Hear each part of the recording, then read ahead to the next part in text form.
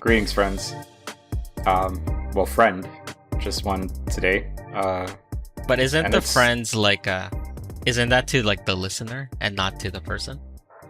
I always Or have I been Jaren uses interpreting that the wrong the entire time? that is interesting. Now this episode has taken a turn. I don't know.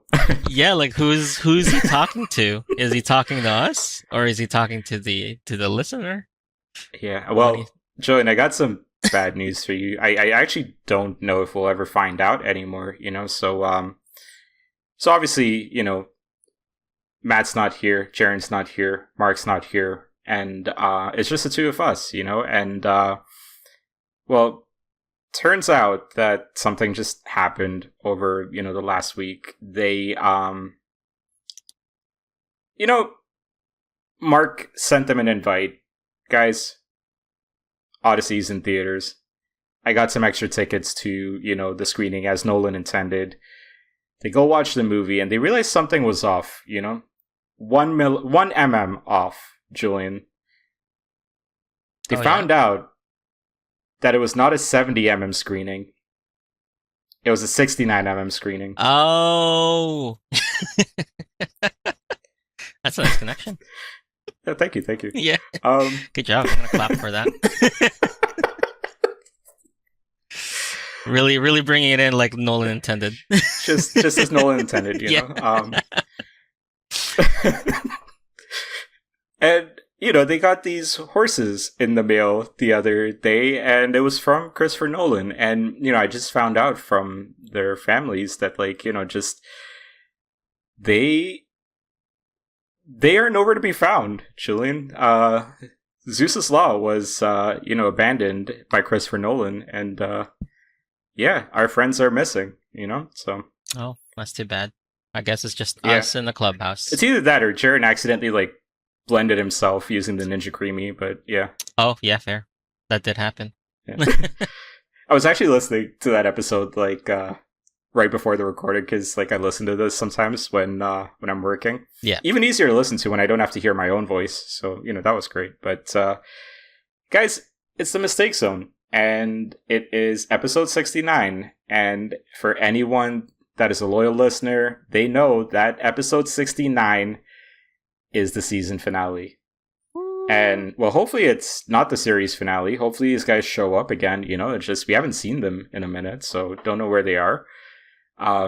Maybe, season 8 will, start on a positive note with the return of our favorite heroes, But Julian, you and I are here, and we're here to do essentially a spoiler cast for the Odyssey. And I feel like we typically save this kind of treatment for special occasions, even though I know a couple of episodes ago you and I were on an episode with Matt criticizing Final Fantasy VII, which was a singular focused episode. But yeah. No, I know you've done this with Jaren for a Silent Hill game, and we've done this in general for a few other topics as well. And I think for me personally, I really wanted to do an episode like this coming out of the screening because I have not felt so overwhelmingly positive about a Christopher Nolan movie since Inception.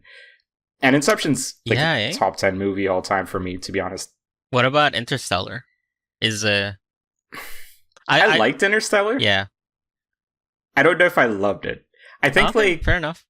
I think it was really well. I do want to make sure that what I'm saying does not come across as a critique of Interstellar. I really don't have anything particularly bad to say about that movie, right? It's just if I talk about movies that resonated with me, that is such a personal thing. It's such a specific feeling, if I felt something with that. And that's kind of where for me Inception has always been just really in that upper echelon of movies for me, to the point where when I still worked at the comic book shop back in the day, that movie I remember watching and over and over again, sometimes twice in one shift.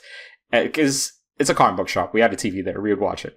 I actually got let go because I was watching too much of it. But anyways, I would take notes like about the movie because I'm like, man, no, there's got to be some tell about like that ending for Inception and stuff, right? So like, it was a very profound experience for me. That Interstellar, really good movie. I don't think I had that experience with it. And What so is your what is your take on the ending? Since you brought it up. my take on Inception's ending, eh? Yeah. Interesting.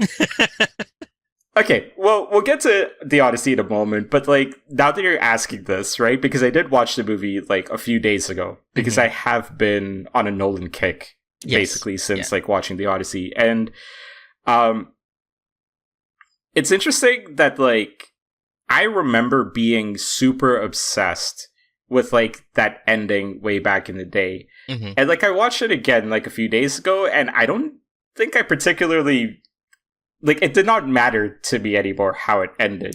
Yes. I think that is the, I guess, like, not really canonical, but the one that Christopher Nolan subscribes to Yeah, is like by the end of it, it doesn't matter to Cobb. I think his name is Cobb.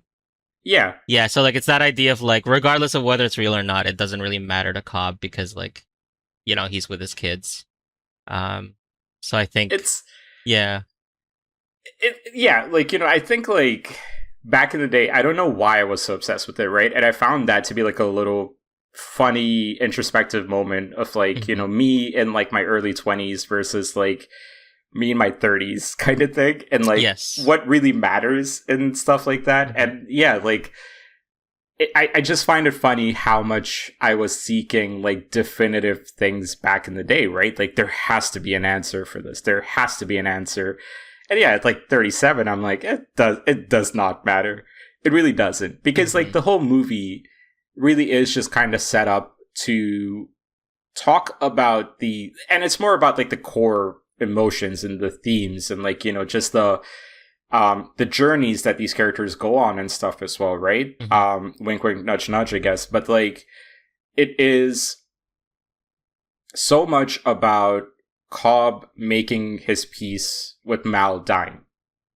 And like not being able to let go of those past memories and stuff like that as well.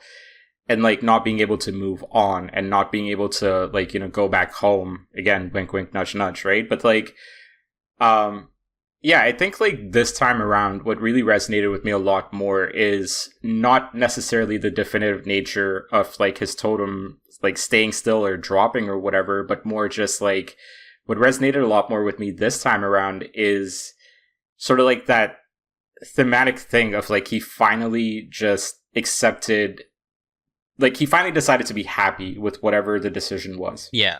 Fair enough. Yeah. Did you have like a take on it back in the day, or like were you camp like it doesn't matter all the time?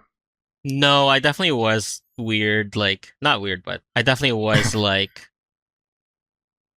the internet deep dive of like, oh, that's not actually his totem, therefore like it's not real.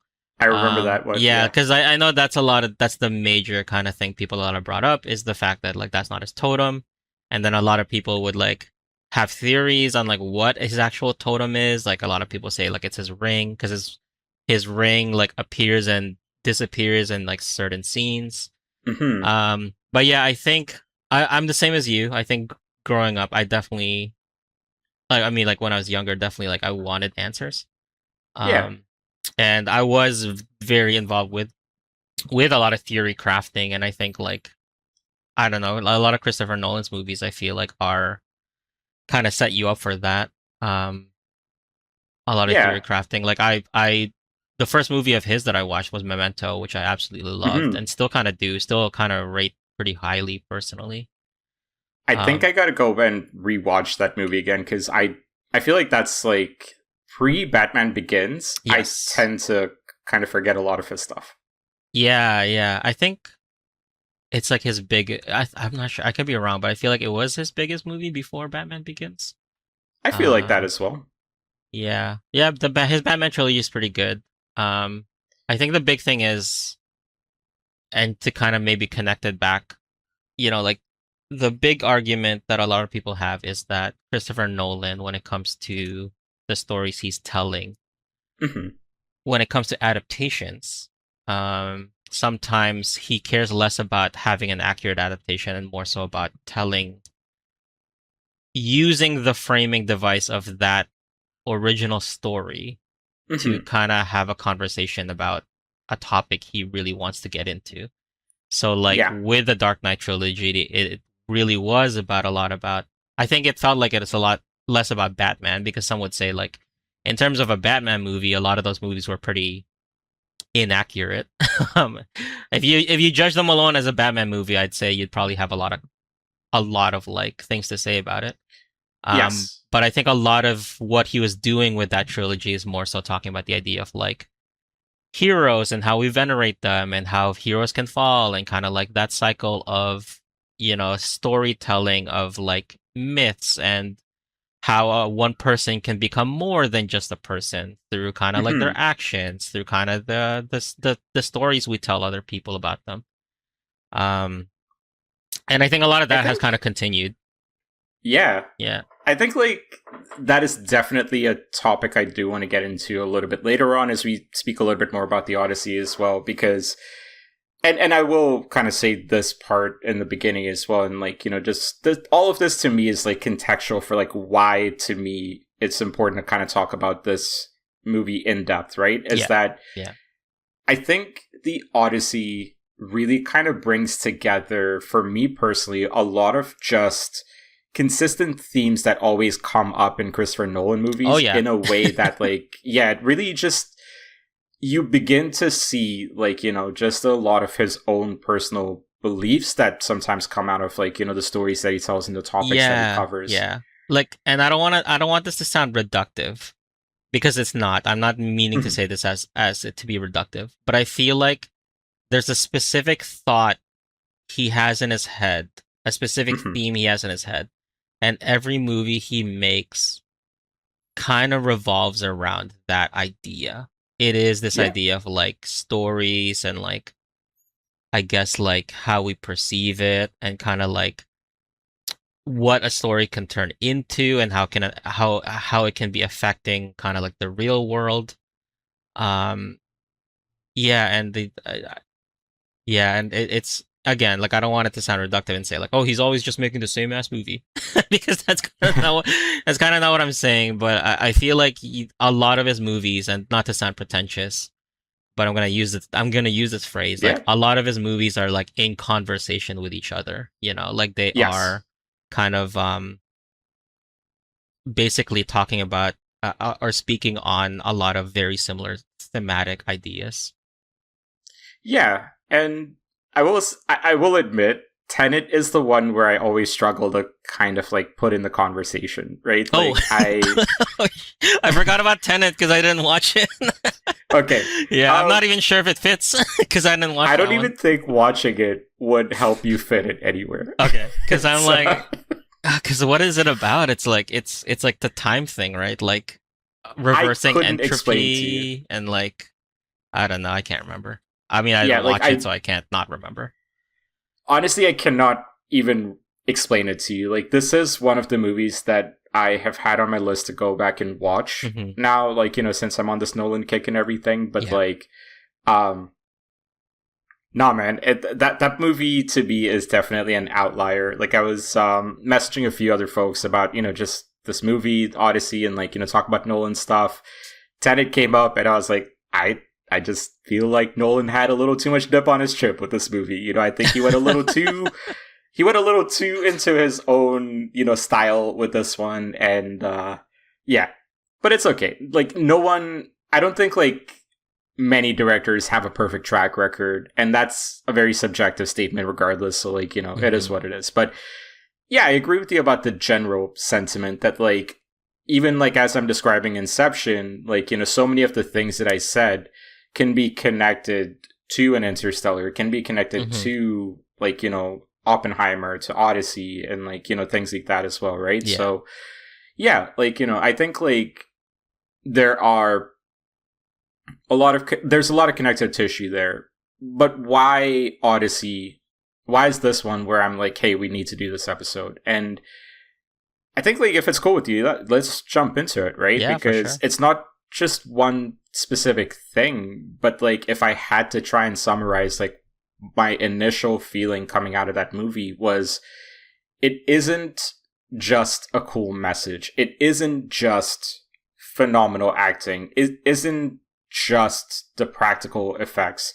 It isn't just the interpretation of the story. It is everything. Yeah. It is the combination of like, you know, things that, if you ask me, I feel like Hollywood has kind of gotten into a habit over the last decade of working smarter, not harder. And then Nolan shows up and he's like, no, we're going to work harder. We're going to do things the more inconvenient way. We're going to do things in ways that are no longer the industry standard.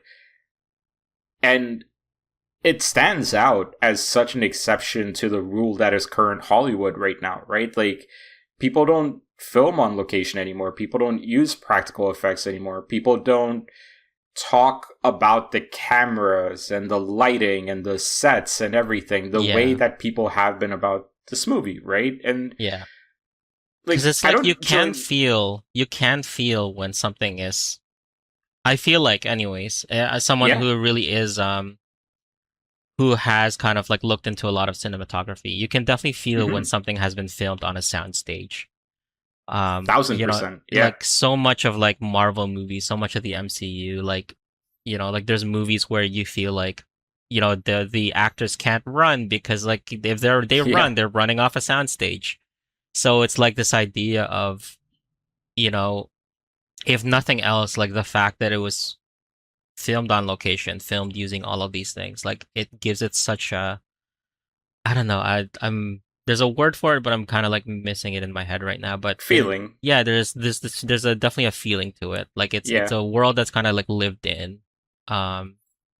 It's you know, it's like I think it's like the things, and this is again like a lot of this episode's going to sound pretentious to the listeners. Apologies in advance, man, but like just indulge us, right? And I'm going to tie this into a broader thought that I've had a lot recently as well. This there's been a certain vindication that I've felt recently about how just sort of like people have been pushing back on the concept of like a digital presence being the same as reality. Yeah, 100%. And yeah, like if you take into account like general views on like artificial intelligence and how that's kind of being used to replace, you know, practicality, like 100%. Yeah.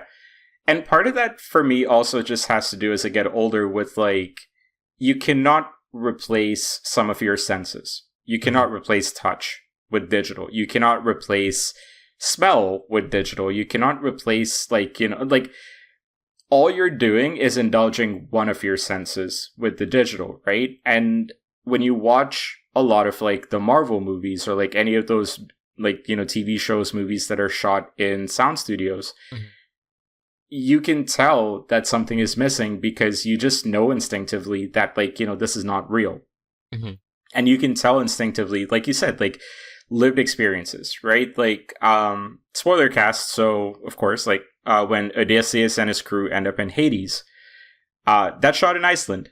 That is a real location. Yeah. And they had to do things at a very specific time of the day, right? Those things, even though, of course, there's some CG or like, you know, just some like practical lighting and stuff used there, those things are real. Those things feel like, you know, like you can tell the actor is reacting to something real. You can tell that like, you know, just the sound that is being made is real.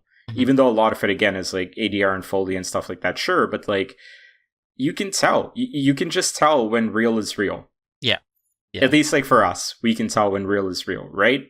And I do think that plays a big role with like, you know, just like that feeling that like, you know, you're even talking about, right? Like there's just something that sticks out about these movies as like special, and like it just like evokes something that like, why do we say like, you know, the movie going experience has not been the same for the last couple of years? I feel like it's stuff like this, right? I feel like it is that like, you know, just realization that we do have that like, hey, movies can be good, but you can also tell that like they are becoming more efficient And with efficiency comes like, sacrifices in terms of like, I don't want to say quality, but like in terms of something, you do lose that something. And like, yeah, that's why like, I don't know, like It just watching. became, I think for me, it's this thing of like, I know a lot of people will point at, for example, Star Wars and be like, oh, that has a lot of CGI. But I feel like at least the original trilogy Mhm. and kind of like earlier movies used CGI as a means to supplement practicality. So if Yes. you like look at a lot of how Star Wars were filmed, they used a lot of model work. They used a lot of like real explosions. They used a lot of like, Mhm. and then kind of did CGI when like, there's certain things that you can't, Yeah. exactly. But like they will use matte paintings. So there is, regardless of the fact that it is like, like a trick, for example, of like a painting, like there is still kind of like a tactile aspect Mhm. to it. As opposed to now where I don't know, it just feels like instead of using CGI to kind of supplement and to support, CGI kind of became like the foundation. CGI Um, replaced. Like yeah. that's the thing, right? We Y- always talk about um without indulging too much on this, like one of the things with AI that I talk a lot about is if you're using it as a tool and not a replacement, mhm, then so be it, sort of thing, right? yeah. But like if you're using it to replace, if you're using even CG to replace, you lose a lot. You lose out on like, just sort of like those unique touches, right? Like paintings. Why do people go to museums to go and like, stare at paintings sometimes for minutes and hours, right? It's you see something come through that is just difficult sometimes to put into words through like simply how differently a person's brushstrokes feel right on a canvas and stuff like that. Like there is something to a lot of these like elements of like the uniqueness of the physical, the uniqueness of like people coming up with new ideas and stuff like that as well. And I don't know, like, I do kind of feel like I don't want to be reductive to anyone that works in visual effects, right? Because that's also a very thankless job and a difficult job as well. Oh, 100%. Yeah. But in terms of like where I want to see like, the CG and the VFX and stuff like that, yeah, like, I don't know. Like the older I've gotten, the lesser I've loved those movies. And like you mentioned Star Wars, right? And like using models and stuff like that. And one thing I will say about these old movies too, like even for me, the example I always use is The Thing. John Carpenter's The Thing. Yes, yes, yes, Practical yes. effects there as well. Yeah. It looks grotesque. It looks unrealistic, and it looks grotesque, but it's still kind of like, evokes something, right? It's still like a very uncomfortable feeling because it's still like, the use of like practicality, the use of like, imagination and things like that as well. Hmm. And like, yeah, I don't know. There used to be a joy in all those things, man. So yeah. But look, like that's going down a little bit too much of a sad route with like, the state of things. We do that every week I'm on these episodes. Uh I do want to spend the rest of this episode kind of talking about like, just how amazing to me this experience is, right? And sure, we can talk about some of like the issues if we have any. Hmm. I honestly cannot think of any, but like like I just kind of want to celebrate what this movie is. And for anybody that is thinking, oh, this guy just watched it like last night or something. No, it's been like a week and a half since I watched it, and Yeah. it's still very much lingering with me. Yeah, I'd agree with you. First, yeah. First question I do have for the rest of the episode. First question: did you watch it in like a standard screening, IMAX, or 70 as Nolan intended? I unfortunately couldn't watch it in 70 because I live in Newfoundland and we don't have a 70 millimeter Right. IMAX. I did watch it in IMAX, but it is Yeah. like, I guess, I don't know if it's like fake IMAX or faux IMAX, but like, I know Oh, was it the technically, AVX thing?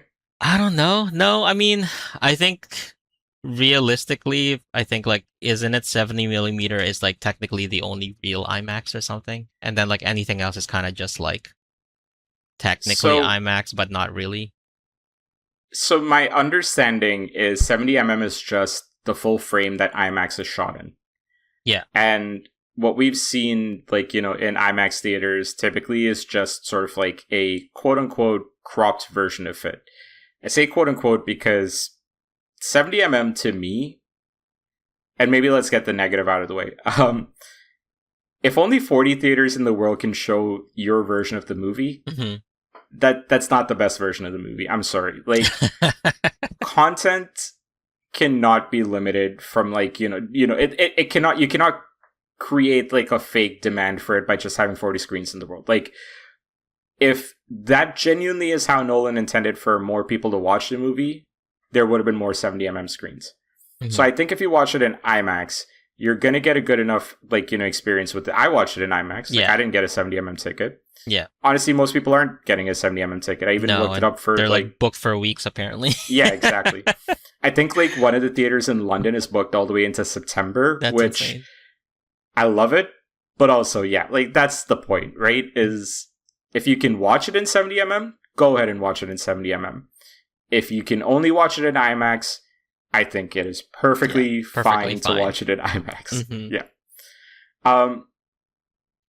So I guess, like, yeah, like, that was sort of the first thing I wanted to ask you, just to kind of get a sense of, like, if our viewing experiences were different, but it seems it was the same. So that's good. Yeah, pretty similar, I think. Outside of that, like, honestly, where do you want to start? Because everything else to me is fantastic. Like, we can talk acting, score, plot, like, I think anything. For me, I think my starting point is, so I guess, like, background wise, education. Like, I am a teacher by trade, and the professor. Specifically an English teacher, which means I did read the classics and I had to read through the Iliad and the Odyssey in university. I think for me, my starting point with this movie is the idea that it is an adaptation of the Odyssey, because it is this. I feel like has been kind of a point of contention for a number of reasons. Some reasons I'm less interested in, the whole, like, actors not being, like, quote unquote Greek, but, like, Troy was all, like, majority white actors, but no one cared about that anyways. Right. But I think for me, you're talking about the Brad Pitt movie, Troy, right? Yes, that's right. Yeah, okay. And, like, everyone talking about, like, the way they talk in the Odyssey. I know that was controversial because, for example, Tom Holland talked about the idea. I think he made a kind of like a joke that a lot of people saw as flippant, which is, when asked why he used the term dad, he would say, like, they're not, like, they wouldn't kind of speak, they're not speaking Greek anyways, which, the idea is that Hollywood, I think, in the past has kind of created this idea that, like, any movie that takes place in, like, ancient times, like, everyone kind of speaks in, like, a British accent. Yeah, with, like, kind of like a more formal thing. So, like, I that's kind of like I feel like that's kind of what he's going for. It's this idea that, like, it's not going to be accurate anyways. It's only going to be accurate. Like, if he said father instead of dad, it's not accurate anyways. It's just going to be accurate to the perception of what Hollywood kind of trained you to foresee when it comes to like adaptations. I do wonder how much of that also has to do with, like, theater origins a lot of times as well, because, like, I feel like that, like, sophisticated accent really kind of comes from, like, stage plays and stuff, and, like, I don't know. I'm kind of, like, hypothesizing here. No, I completely see where you're coming from too, because, like, you would argue, I think a lot of people, regardless of the fact that it's not Greek, when it comes to theater, when it comes to classical, a lot of people will probably, especially in the Western kind of hemisphere, a lot of people will go to Shakespeare, like, almost immediately. Yeah. So they do kind of have that perception of, like, an old English, like, kind of British idea. So they kind of translate that. It's that idea of, like, European centric things as the default, quote unquote. Like, and by default, I'm saying that in, like, brackets. I'm not actually saying that's the default. But, well, like, I mean, Eurocentric views on things has been a thing forever, right? Like, so much of, and, like, we're going to get into this in a bit as well, but, like, even just sort of, like, we talk about, like, the narrow-minded sense of beauty as well, Mm-hmm. right? And like that's Yes. so influenced by Eurocentric, like, background and context as well. Yeah, So yeah, yeah. yeah. So like that, I feel like that's kind of the huge influence there. But in terms of adaptation, I think the conversation I'm more interested in, is the idea of this. A lot of people kind of going into this, seeing it as an adaptation of the Odyssey, and kind of being Hmm. upset at a lot of the changes of the kind of Nolan's decision to make certain changes that don't really match with the actual Greek tragedy. Hmm. And I feel like this goes back to our conversation of like when I was younger, I was more so looking for kind of answers or accuracy, as Yeah. opposed to now that I'm older, I feel like I can recognize that this isn't a one-to-one or a very clear adaptation of the Odyssey, and more so Nolan using the Odyssey, one of the oldest stories in the world, as a device to kind of tell a story he wants to say, or to share a message he wants to say about kind of our modern society. Yeah. And I feel like as I get older, I'm more inclined to meet an artist where they're at, as opposed to like what they're kind of like trying to do, or as opposed to like what I guess like accuracy. Yeah. I Yeah. think, yeah, in terms of kind of like meeting him where he's at, a lot of people would then argue like, okay, then why the Odyssey, right? Like if Hmm. he's more interested in telling his own message, if he's more interested in telling his own story, um, I think the question then becomes like, why then the Odyssey? And I think for me, it is this idea of the framing of the Odyssey as one of the oldest stories that we know, or that we have, and the fact that he's able to kind of share a message or tell a story that is kind of relevant to something that it is, present today. So I feel like it makes sense personally, but I don't yeah, know. What are your thoughts on that? I think I agree with you, and I think that ties into one of sort of like the biggest plot points of this Hmm. movie, and that is Zeus's law. Yeah. And Zeus's law, for since we are talking about people saying what's lore accurate, what's not accurate. I mean, it's like a 3,000-year-old book at this point. Like, it's fine that like Nolan didn't adapt all 24 chapters of it. Hmm. But Zeus's law doesn't necessarily play a massive role in the original story, from what I can recall. And I think like the big thing for me with Nolan's Odyssey is Zeus's law becomes sort of like this very important thing and turns Odysseus into a catalyst for a world altering event instead of just sort of like, a tragic tale or something like that, right? Hmm. Like, it really just reframes who, like, the Trojans were, who, like, Hmm. Odysseus was, who Agamemnon was, like, and things like that as well. And I think, like, when we talk about interpreting, like, we said earlier, Nolan has a certain message that he wants to get across with his movies. Hmm. To me, what he does with Zeus's Law in this movie is the message he wants to get across Yeah, with exactly. Yeah, I'd his agree. movie here, right? Hmm.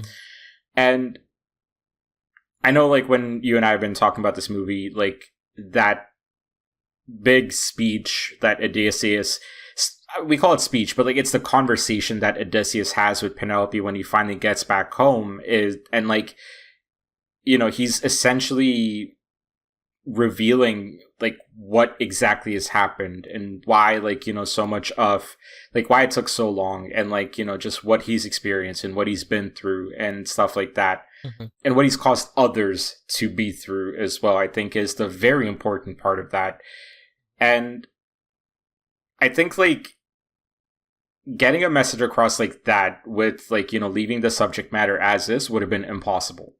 Yeah. And so I think like Nolan took the message, like, of like the seafaring people and just the journey back, and like, just recontextualizing a lot of these old stories and sometimes combining some of these old stories, I think works for a modern audience a lot more than like, the original Odyssey ever did. Mm. And what I mean by that is we are still part of a generation, and the generations after us as well are very short attention spans, right? Mm-hmm. Sure.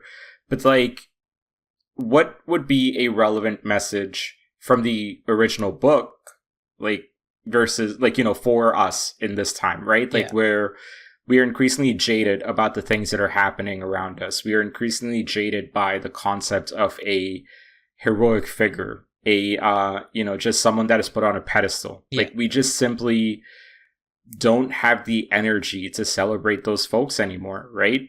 Or if someone is getting celebrated and you go online, like, yeah, there will be somebody that doesn't, like, is tired of it or is just being a troll or whatever, right? But like, that part notwithstanding, the messaging in the movie is relevant for modern audiences. Yeah. And I think, like, yeah, like, for anybody that is criticizing it and, like, saying, oh, it's not like the old things, it's not historically accurate, oh, he Mm-hmm. shouldn't have cast this person or that person, or oh, they shouldn't have combined this story and that story, you're being Julian and I from like 17 years ago trying to figure out if the totem actually fell down or not. Don't be too literal with what you're experiencing here. Yeah. It's advice, preachy a little bit, but yeah.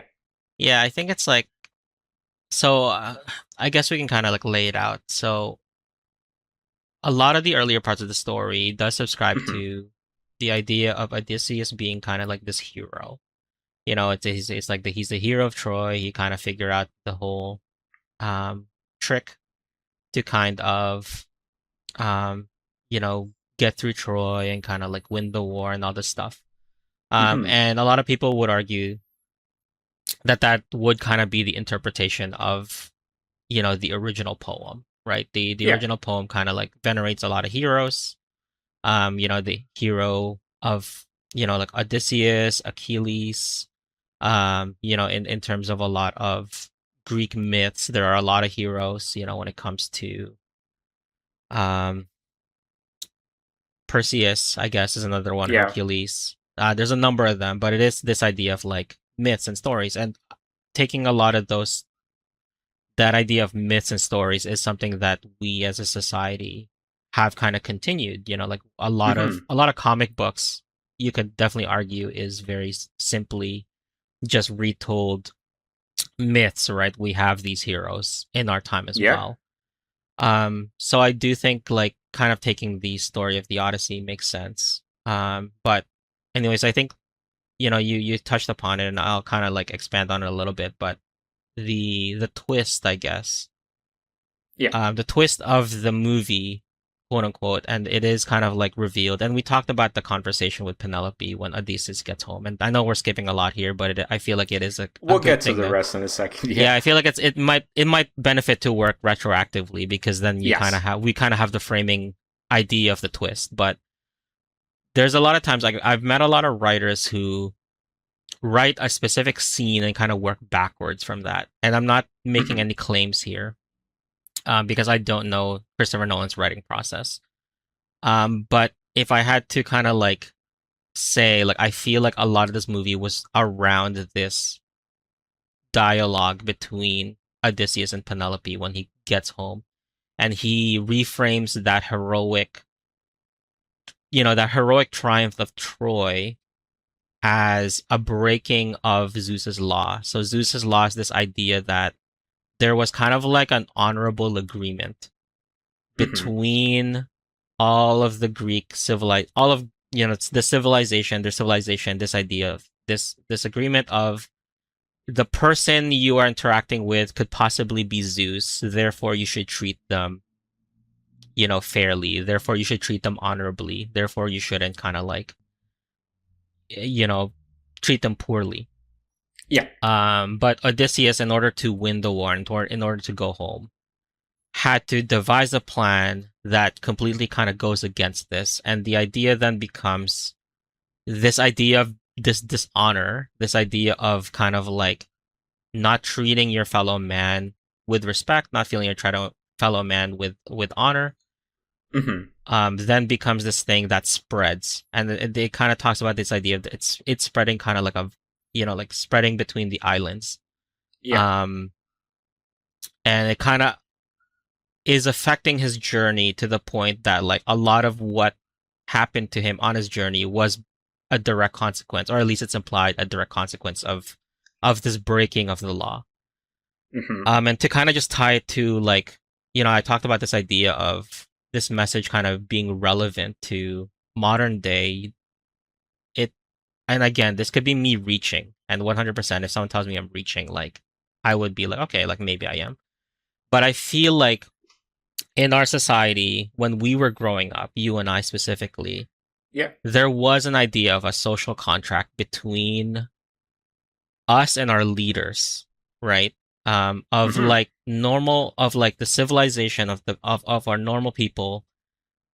This idea that like, like if you work well, if you work hard, there is kind of like a social contract of the leaders of the country that you're in, will kind of like do the best to kind of like work for the citizens, do their best for the citizens. And again, this could be completely naive because like I was a literal child when we were in like growing up in the 90s.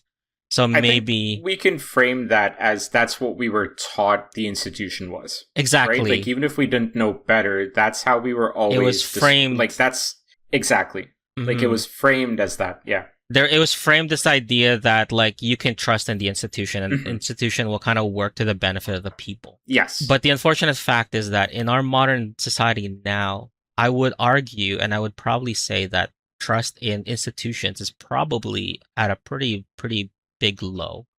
And I feel like it is because of this breaking of a social contract. And I feel like that was kind of like I saw some comparisons, I feel like, of this idea of like this breaking of what we thought versus like what happened. And again, this is completely my interpretation and it's me reaching, probably in some sense, but because there is a simpler interpretation of this idea of the breaking of Zeus's law kind of just being a breaking of like human honor and dignity. Yeah. That is kind of like the more straightforward interpretation. I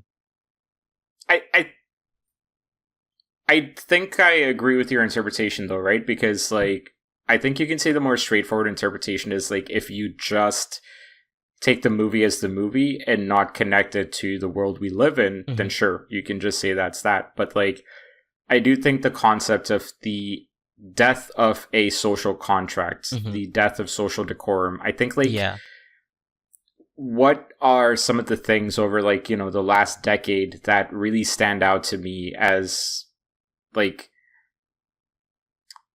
experiences with like, the institution, right? Yeah. And even if it's not our institution, we're Canadians, there's a little bit of it here. We obviously know that the neighbors have a much larger orange tinted issue that they need to deal with.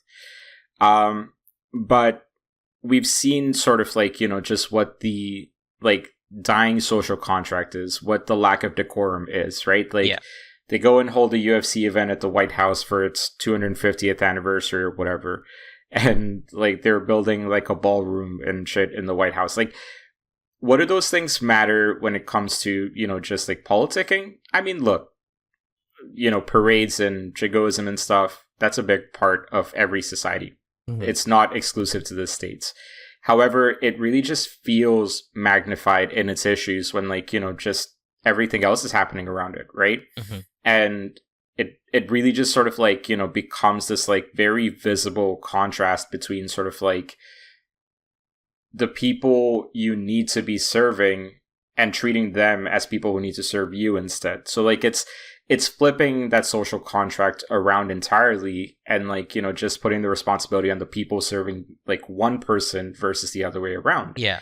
And so when you think about it from that sense and you think about it from the sense of like, just these things we used to hold sacred if you're a religious person, or like, these things you understood to be the ideal scenarios if that's what you're taught in schools no longer exist. Yeah. And I will say like that's not a feeling exclusive to our generation, right? Like I do think that even as we were growing up, like one of the things that always stood out to me, for example, was how year over year, Halloween would feel less and less like Halloween because there's not as many like kids walking around going trick or treat.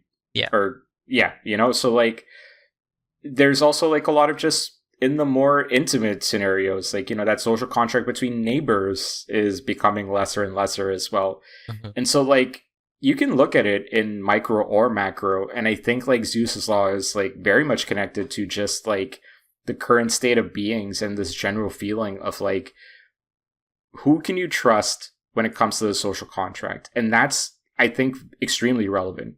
Yeah. And that's why I think like what I was saying earlier, right? Like, why is it relevant to us in this day and age? It's because of what you described, the death of the social contract. Yeah. At least I And feel like it. And yeah. I know, like, again, there's a part of me that's like, ooh, you're reaching, but also like I think, you know, when he specifically in that dialogue with between Odysseus and Penelope, like he talked Mhm. about that idea of this death of social contract, and they kind of hint at it at the end when they're kind of getting on the boat. Yeah. This idea that this death of decorum, this death of kind of like this trust in institutions is what is going to lead to the fall of like a civilization, is going to lead to the Mhm. fall of their civilization. Because this idea of like, how can you really build a civilization around the idea that like everyone's kind of fighting and no one's really Mhm. kind of has a trust with each other. Um, I'm gonna tie this into The Wire. I don't know if you ever watched that show, Julian. no, I haven't. I Okay. probably should. Oh, dude, you will love it. Like, Yeah, it is. it's like a Emmy award-winning show, isn't it? It's an all-time show. Like beyond Yeah. just Emmy. Like to me, it's a Mhm. top 5 show of all time. Like, Yeah. sure, like, you know, one of the seasons is a, you know, bit of a dud, and like, you know, there's a few things here and there that are a little bit blah. But like, the reason I'm referring to this show is there is a subplot which I will have to slightly spoil for you, Julian. Is um one of the characters is taking his mom or grandma to church on a Sunday, and there is a drive-by that happens on the Sunday, and then Yeah. a lot of the fallout of that just is essentially we don't attack each other on Sundays. It is a social contract, right? Yes. Like we don't do this on Sundays. Mm-hmm. And I feel like that is extremely this, right? Like it's a very twisted version of this. Like we don't kill each other on Sundays. Mm. But hey, this is also the war, right? Like there is a certain sort of like the rules of war, the rules of engagement and stuff like that practically like or not practically, but like completely changing once like Zeus's law is broken. And then like, you know, just the consequences of all that playing out throughout this movie. And like you, the viewer, don't even realize that it's playing out in the movie until you get to that conversation with Penelope and Odysseus, right? And like sure, you can piece it together a little bit, but like I do think it's handled so beautifully and like, you know, just so impactfully as well. Yeah. That, like like that scene is there's a lot of scenes in this movie where I'm like, oh man, like that is the scene. But like I really do kind of feel like if you really try to boil down a 3-hour experience into like that one impactful moment or like that conversation, it's this one. Yeah. And that's why I kind of wanted to start with this as well, right? Yeah. And I'm going to tie it into Inception a little bit too, because you were talking about how, like, because another big part of this conversation, and we can use this to kind of start talking about some of the other plot points as well, is throughout the movie, there's this sort of like lingering conversation happening around invasions by the seafaring people and like, you know, people being concerned about that. And like a big part of what is happening back home for like, you know, Penelope and Telemachus and like the seafaring people come up and like they talk about how like, you know, their home needs a ruler and stuff like that as well because of the seafaring people. And then you get to this conversation between Odysseus and Penelope and you find out Odysseus and his men are the seafaring people. Yeah, and that's kind of like played early too, because the first island that they land on, where they kind of get food from this village, there's a specific conversation where I think, I'm not sure if it was Odysseus or someone else, but someone was like, why did you run or something? And Odysseus wasn't in that scene. It was his people. Okay, yeah. And like one person was like, And they ask like, why did you run? And the person's like, oh, I thought you were the people from the sea. So like Hmm. there is kind of like this setup, and like I don't want to. It's Oh, sorry. Go on. it's like implied they're the people of the sea, but Yeah. then like there's a quick correction that like no, we're Greek, right? Yeah. And like those kind of things are like a really big setup in the movie as Hmm. well. And like I think like that's where it's like it's alluded to, it's implied, but it's never directly addressed until the conversation. Yeah. Because like I think like, and I guess we could maybe get into specifics, but I think Hmm. like even everything that happened on the different islands that they landed on, you can really kind of tie it back to that idea of this fear of the people from the sea and also the breaking of Zeus's law. Like the Hmm. Cyclops, like I mean the Cyclops didn't really speak to them, and I guess like you could make the argument that the Cyclops didn't try to talk to them, but like the Cyclops, attacked almost immediately. Um, Same with the Lestrygonians, like the Lestrygonians, yeah, yeah. the tall dudes in the armor. And like you Hmm. would be like, okay, like why is that? Like why are they just attacking? Because like the first time I saw it, I was like, what's their problem? Like why are they just attacking? But Right. like you could make the argument, and I think, and I could be wrong, but like the interpretation for the Lestrygonians that I had was it's them, but on the other side, on kind of like the receiving end.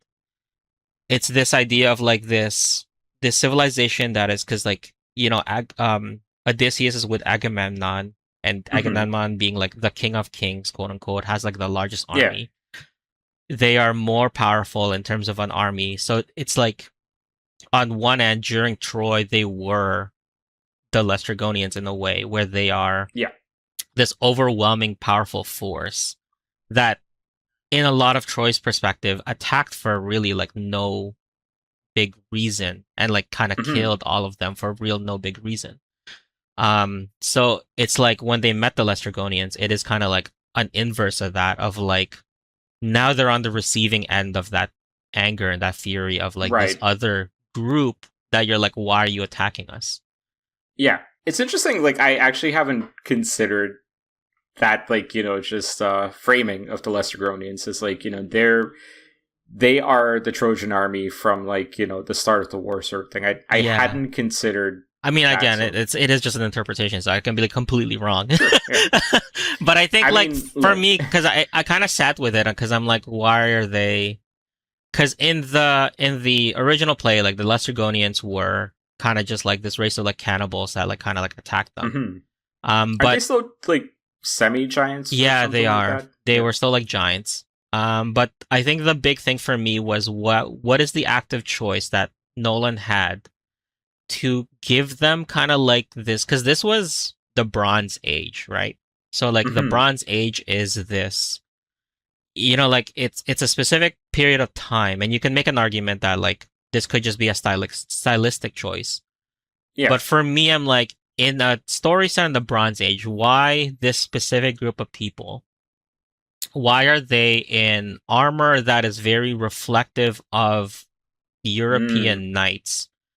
Because it is like a silver armor, it is kind of like a Yeah. metal iron armor. So this iron armor that wouldn't really exist at this time, what is the active choice to kind of have them be wearing that? And I think for me the connection is it is maybe it's just trying to say this idea of a far more advanced group of people, Hmm. um kind of like attacking. It is this idea of kind of like um like this idea of like kind of the inverse of Yeah. Agamemnon's like vast army and technology probably outweighing Troy's. So it is kind of just like a play on that. But again, like interpretation, I could be wrong. No, Probably for wrong. sure, right? I do definitely find that like these interpretations are better supported because of just the armor design and some of Hmm. the filming decisions that Nolan took as well, right? Yeah. So the Lestrygonian scene, one of the things about that is they use essentially um, false like framing or false perspective or something like that, forced Yes. perspective Yeah.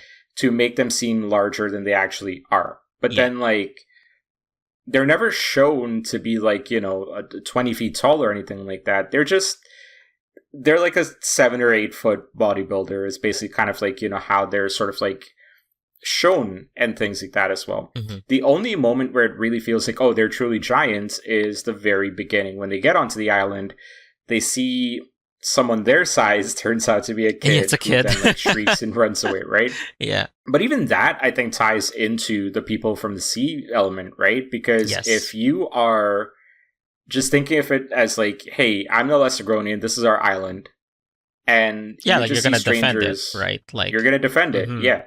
And you're hearing all these stories as well, potentially, right? This is all headcanon, sure, but like you're hearing all these stories, so it's like, oh, we got to defend this. So of course, like a kid who might have heard stories like that gets scared, runs, gets help, and like if you even sort of like think about who makes the first move, and I do need to rewatch the movie to confirm this scene, so correct me if I'm wrong.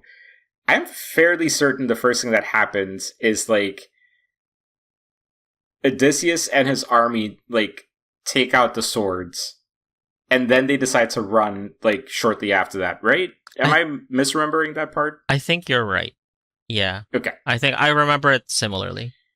Yeah, so like even from that perspective, and if you're listening and it's wrong, just, understand memories are faulty at this age.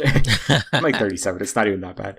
But yeah, like, it's like, that's how I remember that scene playing out as well. So it's like all of a sudden now when you hear this final conversation and you start putting into perspective, everything from, we even talked about the Cyclops, right? Which really, I kind of feel like is treated as a very docile carnivore, but a docile carnivore, right? And so like, nothing is really happening where to me it feels like Odysseus's men are in danger because of the Cyclops.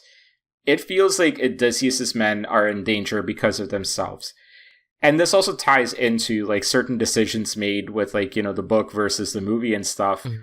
Thematically, it was always Odysseus's men being in trouble because of Odysseus and like, their own actions, right? Like they get cursed in the book because Odysseus basically reveals his name. Yeah. Poseidon hears the name and then they get cursed by Poseidon. Yes. Yeah. Whereas here it's a lot more subtle. And that also is something I wanted to talk about is like the subtlety of like the supernatural elements a little bit. Yeah. But more of that in a second. But it's more just like, to finish up the Zeus's Law thought, like you think about like the Cyclops, you think about the Laestrygonians, you even think about sort of like, when we talk about chronologically, like Circe being next, right? Yeah, I mean, she was like, they arrive on the island and she's like afraid because of, Yeah, like, and of course you can like watch that whole scene and then say, oh, she was just like putting up a act or whatever it is. But that like lack of trust comes from a place of like, hey, stranger on this land, and all of a sudden that there is this idea going around of the people from the sea. Yeah. And sorry, I was saying earlier, I was going to tie this back to Inception a little bit, right? But like Inception starts with a conversation where Cobb is basically talking about what is the most infectious disease. It's an idea. Yes. And you can definitely see that at play with this movie as well, and how like, stories like even just like Travis Scott is there for like all of 2 scenes, but Travis Scott is the bard and he's trying to tell the story, and like how these ideas spread so quickly. Odysseus has not been back for 20 years, but his stories have spread like wildfire. Yeah. Right? So like how stories spread is obviously a big part of this too, and why the people of the sea become so prevalent in the story overall. But yeah, it's like all these things happen, and then you watch it, and then all of a sudden this perspective comes into play of like, you really were the people of the sea, man. Like that is insane to like, really kind of put together once that conversation happens. And when I do go and watch it a second time, by the way, I am really excited to kind of like watch it with this perspective, because I'm sure there's a lot to catch. I really want to find the subtleties that like, come into play and stuff like that. But yeah, like this is what we're like an hour into this recording. I really just wanted to talk about Zeus's Law as like the big part of this plot as well, right? Because to me, it is, like you said, like everything about the movie builds up towards this, Yeah. but like you can also think about how like the revelations of this conversation reveal everything that has happened in a different POV as well. And yeah, Yes. just amazing stuff. Yeah. Yeah. 100%. I did also, so we were talking about sort of like I mentioned this in passing, but like I mentioned how like there's a very subtle rendition here of the supernatural. Yeah. I mean, the movie Subtle starts interpretation. with, yeah, the movie starts with like literally, I think it's like in a world of apparent magic. Yeah. So like it is this idea of it's setting you up right away on whether or Mm-hmm. not the supernatural, and I guess in a way the gods are actual beings, because you get Athena played by Zendaya, Mm-hmm. um and Odysseus says like, oh, why do you gods speak in riddles or whatever, or why do you gods speak in ways like no one else can understand? And Zendaya's Yeah. response is that idea of like, people can understand lightning, people can understand like the Mm-hmm. sea. So I think in a lot of ways he's tying it into this idea of the gods, instead of being like humans, how they're kind of depicted, the gods Yeah. kind of being like forces. Um, Yeah. because I think the I movie too. think Oh, sorry. yeah, sorry, like based on like what you're saying about like forces as well, right? Hmm. Like I really do kind of think that's a big element of like Yeah. how we interpret the gods in this movie as well, because like even quote unquote Zeus pops up when like, he finally loses his crew, he finally loses his army, what's left of it. And you can see it's like absolutely thunderous. You can see Yes. like the waves are like, just harrowing. You can see even like with Hades, like, and that is one of the more literal elements of supernatural here as well, but like it's shrouded in fog and like, just darkness and like black sand and stuff like that. And I really appreciate that, like, because one of the things with like myths and superstitions and stories and stuff is, to me, and I'm not like, some scholar on this or anything like that, so just take it as a personal opinion or interpretation, but like to me, a lot of these stories originated from like early humans just simply not being able to explain things Yes. that Yeah. they had never seen before, Yeah. right? And so it has to be an act of God. It has to be a supernatural thing. And so it really kind of takes it back to this like core like belief and like concept of like the things that which we cannot describe are the things that are the gods. And like when you see like lightning as ferocious as that, when you see like just sand as black as like you did in Hades, when you see a lot of these things, like that's where like, oh yeah, like this is an act of God sort of thing. So yeah, like that's honestly like to me why like the subtlety of it was so important. And what I really find interesting about that, tying it into like Zendaya being Athena as well, is Zendaya's the only god that is like quote unquote god that is shown throughout the movie. Hmm. But then you find out that like the reason Odysseus is seeing Zendaya as Athena is because when they finally got into Troy, they basically killed Athena's priestess, and then also like at the same time they desecrated one of Athena's statues and Hmm. everything. And is that actually Athena? Yeah. Is that Odysseus PTSD? Like it remains open ended. Yes. Yeah. I was gonna And say like the one god, quote unquote, that you actually yeah, see, it is left an it is left up to interpretation whether or not it actually is a god, or whether or not yeah, it is just Odysseus kind of like, that's kind of how his guilt is manifesting. Like, exactly. it is like it is his entirely his fault, and he's kind of taking the blame for it. That this priestess of Athena, and Athena is a god that like he very clearly venerates, like a lot of like before the war. Hmm. Like when you see what he was like before the war, his conversations with Penelope and stuff, like Athena is like kind of like a god that he like held in high regard. Um, so it is this idea of like, again, that killing of, I don't know, kind of like sacrificing, not really sacrificing, Yeah, but kind of being the cause of the death of kind of like this belief or the society or the civilization. The With that idea, idea, right? yeah, that The idea Inception, exactly. yeah. Hmm. It's yeah, and like I think it's also like, important that like we acknowledge the movie is probably told through an unreliable narrator, right? Yes, yeah, Because everything that is revealed is basically revealed whenever Odysseus wants you to know it. yeah, I think like when you watch the movie, you definitely understand that. Um, Part of it also has to do with like, hey, Odysseus doesn't actually know for like 7 years what is going on and stuff, but sure. Um, I got a question for you that's not related to the movie, but more related to the earlier part of our conversation. If we had watched this movie at the same age as when we watched Inception, how much time do you think you and I would be spending trying to figure out if Athena is real or PTSD?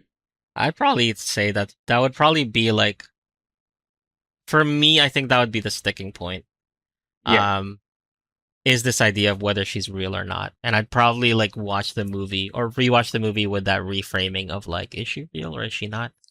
Um, because I feel like, yeah, like I feel like that is kind of like, I wouldn't say like the central mystery, but it is one of the more enticing mysteries. When it comes to things being left up to interpretation, a lot of things do seem like there's a very definitive answer.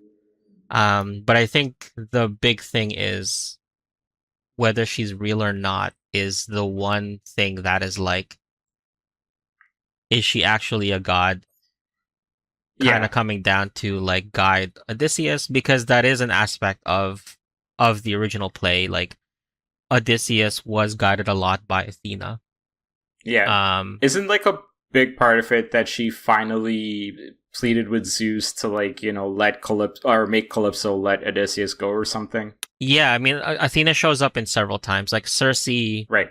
Circe's in the original play, like Circe is he meets Athena on Circe's island, and the only reason Mm, he was able to kind of like ignore her spells in the play was because of Athena. And I believe, got I it. could be wrong. It's been so long since I read the play, or sorry, the poem. But I'm pretty sure the idea of the Trojan horse, I think, might have also been planted by Athena. Question. You're talking about Calypso, not Circe, right? Charlize Um, Theron's character? no, Circe the witch.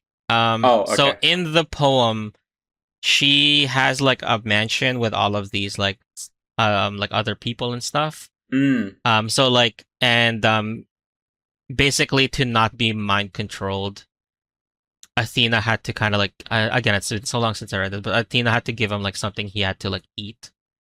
sure. Calypso, the lotus thing the lotus It's like a thing is a different different, thing. yeah, in the Yeah. poem. It's like one of the first islands they get on is the Lotus Island, but Yeah. it doesn't have Calypso in it. So those I do two find kind it of got interesting. melded. I do find it interesting how much of our like episode we've actually used like explaining the book. I Yeah. didn't think we'd be spending this much time doing that. um, but yeah, look, we still got a lot to talk about here, so I think maybe kind of doing a bit of a rapid fire with the rest of the plot Yeah. points, right? And by rapid fire, I still mean like let's spend a couple of minutes here. Um, I think to me, the whole movie's fantastic, but Hmm. like the moment it really started to like become something a little bit transcendental for me was when the sirens Yes, scene the siren happens. scene. Mhm. And I think like a lot of that has to do with also just like, just the sound design and the music that's playing. And Yes. man, like them going with like the muffled sound and you just seeing like, like these cuts to Odysseus like tied up to the mast and like I mean, holy shit, that whole scene was like honestly, I want to go watch it a second time mainly for that scene. As Yeah. much as we talked about the importance of the conversation with Penelope, honestly, to me, the Sirens was the scene where I'm like, Yeah. wow, Yeah, like because like they did something with this movie. I love the sound design. I love that they muffled it, because like whatever you have in your head is Yeah, not going to be better than like whatever they could actively play in that scene. The yeah, fact that like in my opinion, at least, I feel like it is a subversion because, like, when you think of the sirens, a lot of the times the idea is that like they they lure you in with a temptation of something you want. So Hmm. going into the scene, that is the idea, is that it's supposed to be pleasurable. But then Yeah. you watch Matt Damon acting his ass off. Which, pen in that conversation, Yeah. by the way. Um like you would like at first, like in at least in my perspective, at first I was like, I had that preconceived notion that it's going to be like it's supposed to be a pleasurable thing. But then you look Hmm. at Odysseus and you can almost immediately it kind of like dawns on you that it isn't like a pleasurable thing. It is like a painful, like an extremely painful thing. Like he is screaming in pain. So it then becomes this thing of like, at least in my opinion, it feels like a subversion of like what we Hmm. generally have an idea of what the sirens are.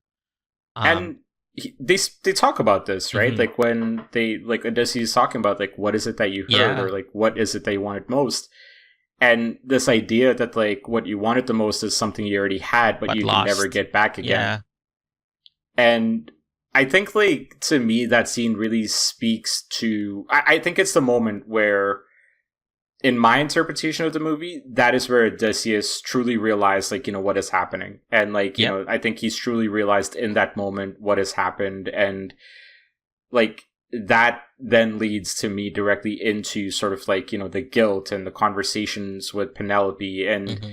even, like, I think, like, vindicates Calypso quite a bit, right? Because we talk, there's a whole scene about, like, why did Calypso keep him on the island for Yeah, 7 he wasn't years? ready.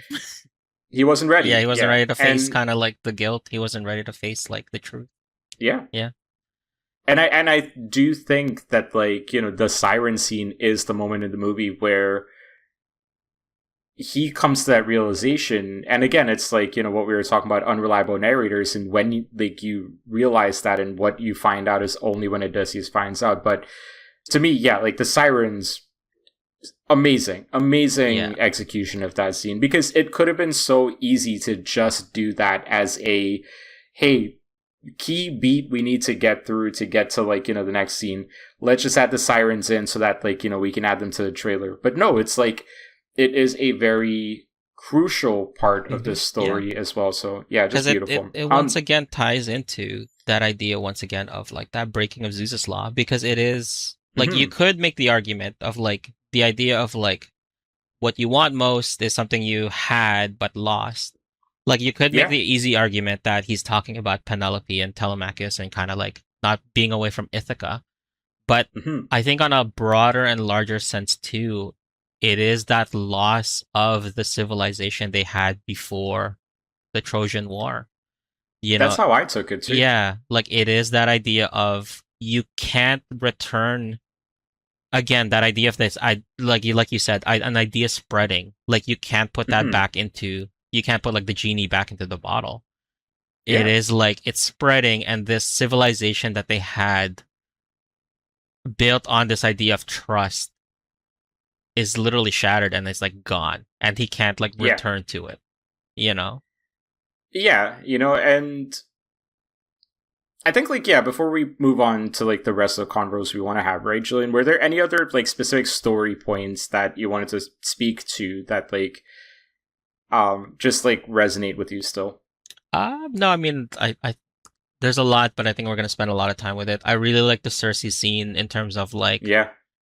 how they depicted Cersei as a character, and also kind of like the fact that apparently the it was like deeply disturbing how she was melding like their faces, and apparently that was done Mhm. practically, which is insane to me. Insane. Yeah, Oh, absolutely insane. absolutely insane. Because Man. that could definitely have been the one thing that would could have been CGI, and I would be like, okay, like that's fair. But like the fact that Yeah. that was done practically is like, I how. There is one more scene that I want to talk about when we talk about the Yeah. acting just a little bit, but let's get into the practical effects, because Hmm. I do think that it is a very important part of the production for Hmm. this movie, right? So, Yeah. like, we've spoken about the plot and what the importance of the plot is. I think for the score, hey, look, it's phenomenal. Ludwig Göransson did a fantastic job with it. I think the Sirens scene is Odyssey for me, where like it is the pinnacle of like, you know, just where all of these things come together from a like musical standpoint, from a sound design standpoint. So man had to create like instruments that didn't exist. Right. It didn't exist anymore. Yeah, they literally had to like look into like what was popular back in the day, and then they like had to recreate it. It's insane. Yeah. Absolutely insane. Yeah. Practical effects, though, to me are like the star of this, right? Because we spoke about the Lestragonians and how they did like you know, faked perspective and stuff like that. But like even like if you've seen the big IMAX poster where like it's Odysseus' back and the Lestragonians walking towards Odysseus, even that's practical because they just hired a stunt double that's like 5 feet tall, and they hired a bunch of bodybuilders that are like 6 whatever. Yeah. So like that's forced perspective. Then you think about what you're talking about with the Circe scene. How is that practical? I would love to see more of it. Yeah, I don't know. Like that's what they said, and then I'm like, is it like because it is a quick cut, so then I can foresee kind of like having a mask, like the sailors kind of wearing masks that is like made of like a moldable material, and like hiding in cuts, kind of like giving them more distinct features when they kind of become. And sorry, I completely missed mentioning this, but just the fact that kind of Circe's keyword to returning them back to human is back into your disguises. Yes. Yeah. I don't know why I forgot to mention that, because that in the theater I was like, holy shit, when that happened.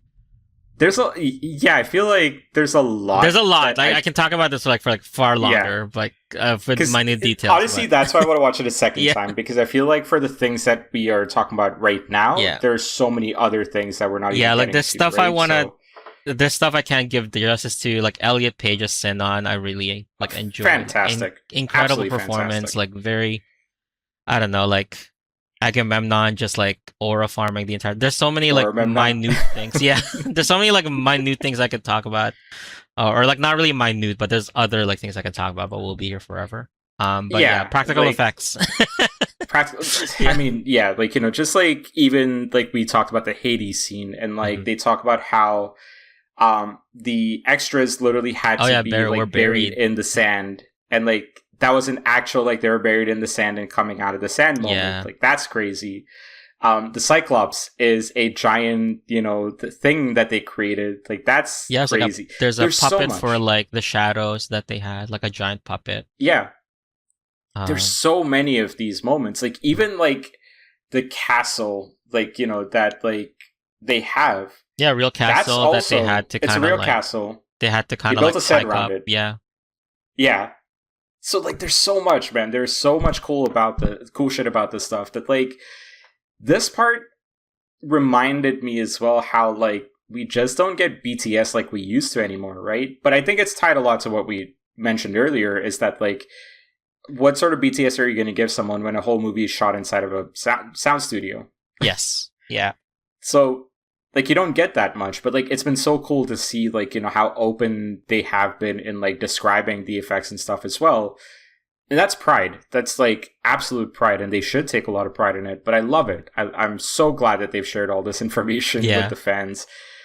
And I want to just see more about it. I want to see months and months of the BTS footage. Give me the raw unedited footage, sir. I will watch that forever. No, same. So good. Because like I remember like there was definitely a period in university where I absolutely kind of fell in love with the idea of like cinematography and filmmaking. And I think, you know, less so like in terms of like modern day, because, you know, a lot of modern movies are pretty CGI heavy and kind of like one and done. But I think like I definitely got that sense again, I feel, with watching a lot of the behind the scenes stuff like you mentioned. Yeah, like even just looking at the mini blimp that they created to noise cancel the IMAX camera, and like the reflective. Have you heard about this one, by the way? Yeah. Okay. The camera was so big and so loud that basically it would have caused challenges for the actors. One, they wouldn't have been able to use in situ audio. And then two, the camera is so bulky that the actor couldn't get the eye line with like the other actor. Yeah. And so what they had to do was they had to basically like one create a blimp to cover the IMAX camera in, but then they also had to put like mirrors to force the perspective in a natural way. And I'll be honest, like there's maybe one scene where I noticed like, oh, they're looking a little bit weirdly, but like I think even that, it's like if I didn't know how they shot this film, I don't think I would have caught that, to be honest. So yeah, there's so much with that stuff that is fantastic. And yeah, like once people go watch this movie, like I really think it's worth like, you know, just kind of spend as long as you need just like watching the BTS, because it's just that good. I do want to talk about the acting as well with you, right? Because and there is like one more thing I wanted to talk about after that, which is a little bit of a bookend with like the early conversations as well. But the acting, Matt Damon, shocking, right? I don't know, man. I kind of like Matt Damon as an actor. He's good. Yeah, I like Good Will Hunting. I'm a big fan. So okay, Good Will is great. Yes. Like understand what I'm saying here is like, you know, I am just a naturally snarky person. I'm just a naturally like, you know, sassy person. I started watching the movie and I'm hearing all these accents, and you refer to it, right? Like calling him dad and stuff like that. Yeah. But like, you got John Leguizamo, you've got like Matt Damon, you've got all these dudes that have extremely East Coast America accents. And so I'm already like, you know, sitting there and I'm like, this sounds a little bit wild for the first few minutes. But then like the movie actually happens, and then like I just completely forget about that, to be honest. Like until like I finished the movie and I was like, oh shit, yeah, like that was a thing, right? Where at like the beginning of the movie I was like, what the fuck are these accents? Completely forgot about it. Yeah. And like it's insane to me. It genuinely is insane to me that like it just cut through all of my sassiness, and I was like, I can't be sassy about this. And yeah, man, Matt Damon, amazing. Like Tom Holland, amazing. Even Leguizamo did a pretty good job. Travis Scott was there for like 2 scenes, so I don't really know what to say about him. But Anne Hathaway, we have not talked about her a lot so far, and we have not talked about Penelope a lot either, right? And I think I wanted to get your thoughts on Anne Hathaway's Penelope, because I really think like that to me is one of the strongest portrayals in this entire movie. From the very first scene where she cuts off Travis Scott from like, you know, quote unquote singing that song, like not that one, to the very end where like Tom Holland is like talking to her about finally finding a new suitor, and her just breaking and being like, I needed Odysseus. Like that, like, you know, or like my experience with this throne for 20 years doesn't count for anything. Like all of it was so raw and like amazing. But like, yeah, what are your thoughts on like her? No, I'd agree. Kind of like the Ithaca scenes. Are great. I definitely did lean more towards like the Odysseus parts, but the Ithaca scenes are really nice because I did like the play on kind of like Anne Hathaway's Penelope and kind of Robert Pattinson as Antinous. Yeah, I can't remember. Robert Pattinson, like them.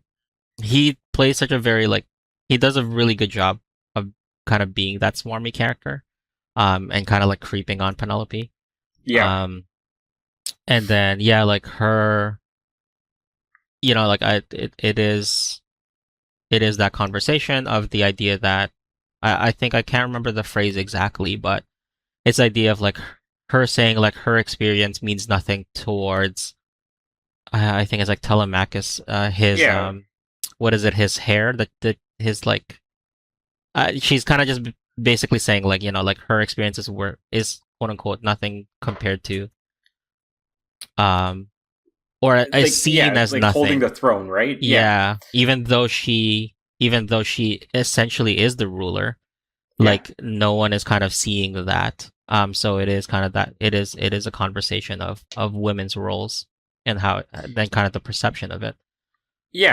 Which admittedly it's not covered a lot in this movie, but I don't know. That one is a bit of an awkward subject to say. I don't know how it would fit into the movie, because I do think with like some of the more subtle decisions that were made with like casting and things like that, I think it speaks enough to that. But yeah, like I do think this scene was really powerful as well. And I think it needed to be powerful, right? Because the whole thing is Odysseus learning from Agamemnon about like getting betrayed and being careful about that, which one in and of itself, Agamemnon deserved it, but that's a separate convo. Yeah. I think like, just that delivery needed to be convincing. That delivery needed to convince this man after 20 years that he's not going to get shanked. So yeah, like, I think the Ithaca stuff served as a good sort of break from everything. Yeah. And I think it served as an important indicator of the myth of Odysseus versus the reality of Odysseus, right? And like, I think, yeah, like it was really, even that part was like really solid as well. I think Robert Pattinson was good. I don't know. I think like Robert Pattinson playing a villain is like a very convincing character for me because in general, I'm not the biggest Robert Pattinson fan. What? No shot. I'm not the biggest I Robert loved Pattinson fan. I loved him in The Lighthouse. He's really good in The Lighthouse. I actually got to watch that one. I do need to check that out. That's a really good movie. Maybe that'll convince me. Yeah. But also maybe that's why I didn't like Tenet. I don't know. Oh, he's in that. Oh, yes, that's right. He's like yes. He's like the secondary character, isn't he? Yeah, it's like him and Denzel's kid are like the main. So yeah, can't remember David something Washington, I think was his name. But yeah, solid acting through and through. I think like to me, I currently feel like Matt Damon needs to be a front runner for like best actor. I think Anne Hathaway should be like one of the 5 that's nominated for sure. So like, look. Yeah, like, what's your prediction here? Thinking like mentioning Oscars. Are you thinking of like a sweep, or are you thinking? No, you don't think so. Eh? I don't think it's a sweep this year. So I haven't watched Obsession yet. I am about to watch Obsession, but like, there's a lot of talk about the lead actress in that movie kind of taking the best female actor role this year. Oh, okay. I haven't seen that movie. I haven't watched the movie, so yeah, I don't know either. But also in general, like, hey, TIFF is about to happen. Like, the film fests are about to like break out. So I could see like 1 or 2 movies coming out of those circuits that like, just really do serve as like a contender. However, I do think this movie has to win a lot of awards. Like it's done so many things perfectly, right? And like, I think like, I don't know how to predict the Oscars. I've never been good at it. I'm definitely speaking more as a fan here. I do think like, Ludwig Göransson needs to win for score. Like that is a phenomenal score. I do think Matt Damon. How many Oscars does he have? He has like 4 already, right? Or something. Does he really? Remember. Holy shit. I don't know. I can't. He has several. And so if he wins again, it wouldn't be the first time. This guy up. Let me look it up. I know he has a number of Oscars. I can't remember. 3 Academy Awards for Black Panther, Oppenheimer, and Sinners. Crazy. Listen. Yeah. I wish I'd looked him up before because Black Panther and Sinners, fantastic. Yeah, insane soundtracks. Yeah, the Sinner soundtrack. That's man, fantastic soundtrack. It's phenomenal. Yeah, and the reason I do think it might have more of a chance this year, and the little I do know about the Oscars, is that it does seem like there's been a bit of a shift in the last decade, maybe half decade, to celebrate more of the commercial successes. Because you think so, eh? Yeah, I feel like it. I don't know if that's just, anecdotal or like a perspective thing. I mean, last year was like a Sinner sweep pretty much. Yeah. Would you say, I don't feel like that's a super commercial movie. Sinners, you didn't think was a super commercial movie? It was like one of the 70mm movies. That was like, to me, super commercial at least, but yeah. I don't know. When I think of commercial, I think of like franchises, but maybe that's just the wrong perception. I would say you're not far off, but I would say if anything receives an IMAX release, that's a big commercial release, in my opinion. Yeah, because like, okay, so what are the top movies of this year so far? Toy Story 5, Mario Galaxy Movie, Michael, Project Hail Mary. That's a horrible... Michael's a horrible movie, so no. Project Hail Mary, listen, that was a fantastic movie too. We've talked about it. Yes. I think that and Odyssey are great movies for 2 very different reasons, but they are like up there for me. Yeah, fair enough. Yeah, honestly, yeah. Project Hail Mary, I feel like might probably get some mentions. Maybe for like if like, you know, set design or like practical effects or something like that. But Yeah. I would have a hard time picking between that and Odyssey, to be honest. Yeah, fair enough. No, Yeah. So sorry to off tangent Oscars here, but you mentioned no, it, so no. I was like, Listen, acting. You got to talk Oscars with that. yeah, I'm curious. I'm curious how many awards it wins, because I do think it has to win a bunch. Like, it is one of those movies that, like, you know, it is a commercial success because it's Nolan, but man, Nolan does not, like we said, right? Like, he does things the hard way. He doesn't do it the smart way. Yeah, he's also, he I does think, it the genius way, but yeah. I think he's also like a Academy darling. Yeah. So well, he probably will get, Isn't he the president of the Directors Guild or something? So, yeah. Is he? Oh, okay, I'm not sure. I think so. Yeah. Julian, the last thing I do want to talk about, and again, I mentioned, like, as a bookend to the early conversations, is there was a thought I had coming out of this movie about its connection to Oppenheimer. Yes. And beyond just, like, both movies starting with the letter O, you know, in the name and shit like that, unless you count the as part of the Odyssey. But I think I had this thought of, like, you know, there's something similar here. There's something identical here, which I didn't understand how I had that thought, because I actually hadn't watched Oppenheimer until like a week ago. Oh, yeah? What's your quick review on it?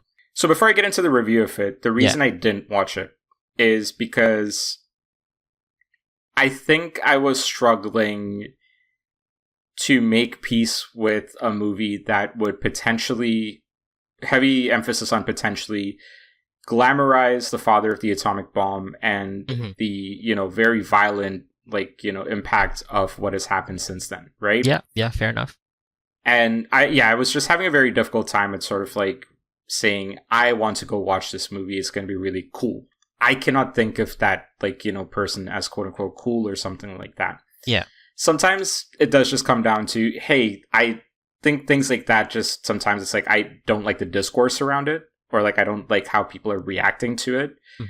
And so sometimes I just need to separate myself from that before I can go and consume something like a piece of media or whatever. The only reason I even honestly ended up watching Oppenheimer is because of this thought that I had coming out of the Odyssey, is that there are thematic similarities here from what I have been told Oppenheimer is. Because every time I would say to somebody that, yeah, like, I don't feel like I have, like, you know, the mental capacity to, like, you know, sensationalize or glamorize Oppenheimer, they would say, yeah, the movie doesn't really do that. Okay, fair. Yeah. So after watching it, I will say everything that I was concerned about, I'm still concerned about. And I do think that the movie has a lot of moments in which we're meant to despise Oppenheimer for the role in creating the weapons, how he sort of like emotionally manipulates like the people to work with him, you know, things like that. Yes, it does show that correctly. And I do agree with some of the sentiments that people shared with me when I would say I don't want to watch a movie, in that the sentiment is he is not a hero in the movie. I will agree with that. Yeah. At the same time, I don't know if he's treated enough as a villain. And what I mean by that is there are other stories being told with Robert Downey Jr.'s character and, like, you know, some of the other characters.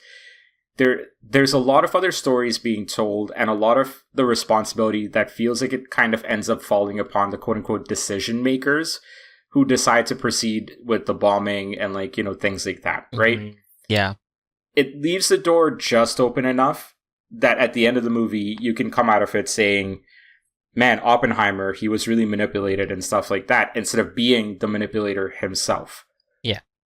So in that way, I do still have my concerns with that movie, but that also isn't to speak to the objectively, you know, great movie that was made, right? Like, I've never doubted the quality of the film. And so, yeah, like, all those things also confirmed, quality of the film also just as great.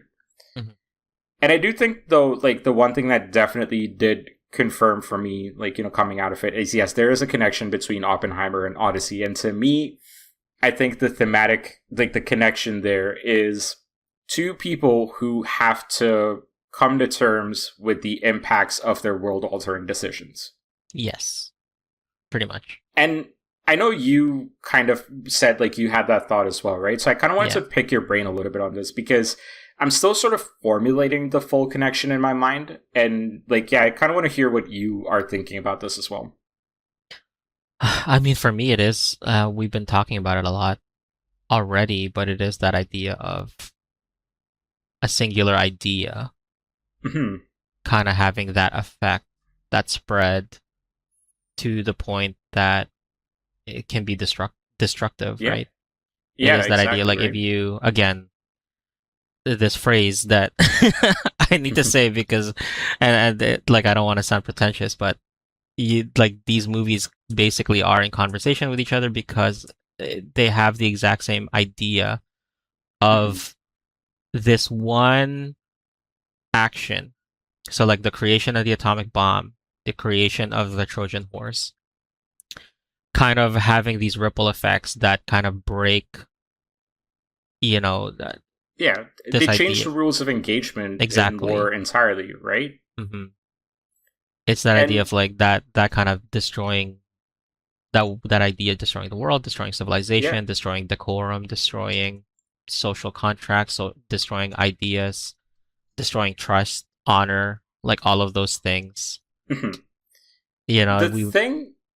So I'm going to ask you a follow up question with this, Mhm. right? And this is the part that I've kind of been struggling to really sort of understand from an introspective standpoint. Is I've explained to you what I thought about Oppenheimer, Yeah, and I do think the movie tries to not like take him out of the spotlight when it comes to taking the blame. yeah, Oppenheimer's wife extremely says to him like you cannot feel like you cannot ask others to feel sorry for you from the consequences. I'm paraphrasing, but like there was a scene that was kind of that basically. It's like you simply cannot ask others to have sympathy for you, mhm. right? Not after everything you've done, even though that is not meant to be a judgment of him creating the atom bomb. It's more about like him having an affair and stuff like that. It is tied to this thematic thing of like you do not get to ask for forgiveness, Yeah, but it's not done frequently enough. And yeah. so I still kind of ended that movie not feeling sympathetic for the character because of my contextual reasons there that I shared. But then when I watched the Odyssey and that movie ended, I did feel sympathy for Odysseus. And I don't understand it, right? Like I don't understand like what outside of one being a real person and one being a mythological figure Hmm. was the other difference. And like yeah, that's the part I can't wrap my head around with this comparison here is why did one movie make me feel so like against like Oppenheimer, and why did the other make me feel like a little bit happy for Odyssey to come back, or Odysseus to come back home and like to his wife Penelope and to Hmm. Telemachus and stuff. I don't get it. I mean, I don't know. I don't want to psychoanalyze you, Yeah. It's but I mean, yeah, that pause was like, tell me, Mr. Therapist, what do you no, want? What do you think? no, It's they're definitely I don't not, know. definitely not, definitely don't have Yeah. the education for that. But I think No, it no, could it's be all one good. of two things. I mean, I could be wrong here, but correct me if I am. But one, Sure. I feel like it could either be the fact that one is a real person that have affected real world consequences. Hmm. Um, so I feel like there is a more prevalent anchor that you can be like, this person was real. He's a real person in history. Therefore, real people were affected by kind of his actions. Therefore, like he shouldn't be as easily forgiven, as opposed to Odysseus kind of being more of a fictional character, and it's more so kind of what he represents. Because Yeah. like, you could make the argument that it is a one-to-one idea of like both of them have an invention that kind of caused the downfall of a civilization, or at least affected a lot of people. But for Odysseus, he's more of an idea. He's Hmm. more of like as opposed to like a real person. Um, But I think like, and I do agree with you, right? And I yeah. do think that's a big part of it. Hmm. And I think it's really like I did ask that question more as a sort of like a rhetorical. Like I don't think it's one that like there's a few things we can definitely talk it out and like get to like, you know, other resolution with it. But like this one, I think it's going to remain unanswered. Yes. Because I just think it is, you know, I just think it is what it is sort of thing here. But I do also think like if I'm just trying to look at it from a storytelling perspective as well, which again, like one person is real, one person's fake, right? Or mythological, sorry, not fake. Odysseus as more of a symbol is shown to go through events. Yes, I was gonna say he kind of has more of a journey of repentance, I guess you could say. Repentance and regret, right? And like, sure, the regret doesn't mean forgiveness, but the repentance is the big element here. And I know with Oppenheimer, it's a real story, so you can't really like, you know, make up repentance for a person like this, right? Even though like that final sort of like speech that happens with like Oppenheimer and like, you know, how like Albert Einstein is sort of like talking about him and stuff like that. I do think that like ultimately Oppenheimer is still left as a person that was without remorse. Yeah. Because nothing in that movie at least indicated to me that like, you know, Oppenheimer was someone that regretted what he had done, right? Like, sure, you have that scene where like, you know, all the crowd is like going like R.B. and like stuff like that. Sure. Yeah. Is that remorse? Is that like, you know, just that to me that's a realization. That's not a remorse.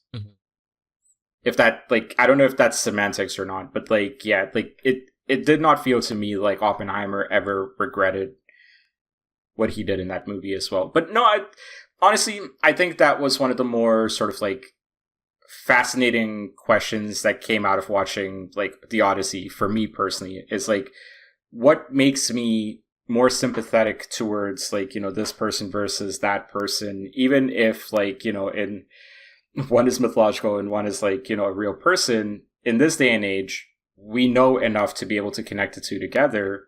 So what is it, right? And I think like that's something I'm going to think on a little bit more as well. But it's not a thought that I often get when coming out of movies in the last couple of years, which, hey man, that ties into what we're saying, right? Like, Nolan movies are fucking great like that. Yeah. And I mean, it's funny that like even with that question, the theme ends up being the answer doesn't really matter. The question is what matters. Yeah, at the end of the day, it's kind of like that feeling you're kind of walking away with. Yeah. Yeah, and I felt like when the movie ended, I immediately had a lot of thoughts about it. It's really hard for me not to connect it to current society, current, you know, politics, and I'm not sure if that was his intention, but sometimes like, you know, it's hard not to kind of make those comparisons. Yeah, I think, look, even if it's not his intention, it clearly was our intention, right? Because I think our lived experiences, maybe it's not intention, but it's our thought process. It's where we naturally landed with the conversations. Even if that's not what he intended, what we take away from it is just as important, right? And, maybe we did work backwards thematically in this episode as well, because I feel like everything we said about like his old movies, Odyssey would work as a phenomenal sort of, you know, closer to this episode. But like, you know, it really does just come down to this is what we make of it. To me, that is one of my favorite things about like any sort of critique as well, for the record, is like what you make of it is like, that's what's most important, is that you are speaking to your perspective, to your thoughts, to your feelings, and like things like that, versus like, you know, trying to rationalize what we're feeling or thinking or whatever based on like, you know, societal like expectations or anything like that, right? So fair enough. I mean, I don't really have like a succinct way of like wrapping up this conversation, but do you have any final thoughts on the Odyssey? You should Odyssey these nuts. Woo. I don't know. That's all I got.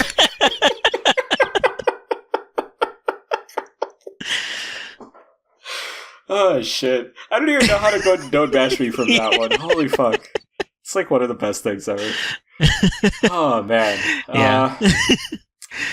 Well, final Don't Match Me of the season, episode 69, season finale. I didn't actually write one. When we started recording, I was like, oh shit, I don't have one. So, kind of got to figure that out. But, Julian, you know what? Let's do it live. Let's do it on the fly here. Let's do it.